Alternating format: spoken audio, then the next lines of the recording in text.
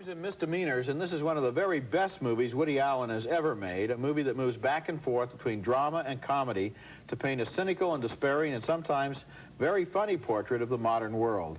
The movie cuts back and forth between two stories. The main story stars Martin Landau as a respected eye doctor who is happily married and treasures his reputation in the community. That's why he's so angry when his unstable mistress, played by Angelica Houston, writes a letter to his wife. It was lying on the table all day. By sheer chance, you didn't open it. By a miracle, I got it first. You told me over and over again you'd leave Miriam. We made plans. I didn't. You did. I gave up things for you, business opportunities. Dreams. And there were other men who wanted me. What do you want from me? You think this was an easy decision? I want what you told me you wanted.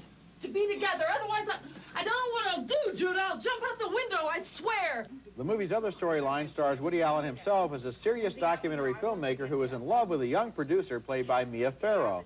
But she is also being courted by a millionaire Hollywood TV producer, a man Allen has absolutely no respect for. What was that? Okay, we're 1911, sure. Okay, I'll see you there. Okay. You're not going to go to the hotel with him? That's Sure. crazy. I better go with you. Oh, come on, don't be ridiculous. This guy, I know this guy. He won't be able to take his hands off. He'll get you in a room, you know, and he'll read you your Miranda rights, and he'll tear your clothes off. He's interested in producing something of mine. Your first child. Listen, I've never been seduced by a guy who wears loafers and no socks, much less one who says nuclear.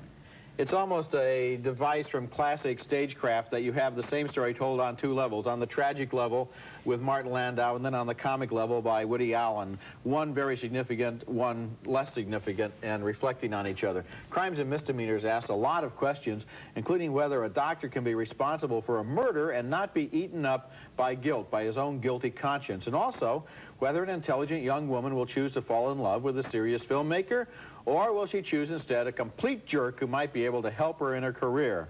Allen's answers are so consistently pessimistic that they end up being funny in a dark sort of way.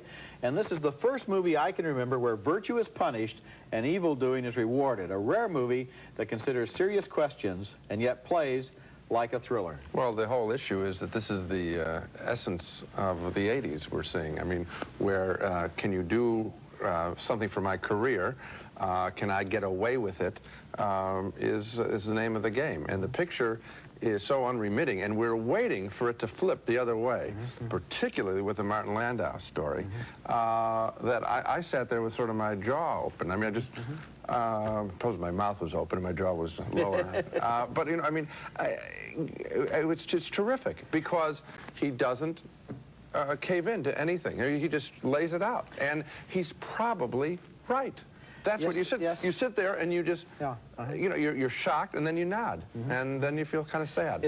You're right. It's the movie of the 80s. It took till 1989 to make it. That's so okay. much of our movies and our television and our fiction tends to support these pious platitudes about how you can't live with a guilty conscience. You can't do something that you wouldn't like to see yourself doing. You wouldn't like to think of yourself as a murderer or a thief. And the fact is, you open up the paper every day, and it's filled with people who were very happy to see themselves as murderers and thieves and white-collar embezzlers, just as long as they didn't get caught. The other thing is that there's a whole mood in Hollywood pictures to teach us the way to behave through showing us right-thinking people. I mean, that's the standard way. You know, Gandhi, that kind of attitude. And here's a picture that comes along and shows us possibly the way to behave by showing us the way people do behave, and it isn't good. You know, and it's much more, to me, it's a much more interesting approach. Woody Allen was, it was suggested to Woody Allen that this movie was pessimistic or cynical. And his answer was, he said, I would rather describe it as realistic. Absolutely. And in a way, that may be the right Absolutely. word. Coming up next.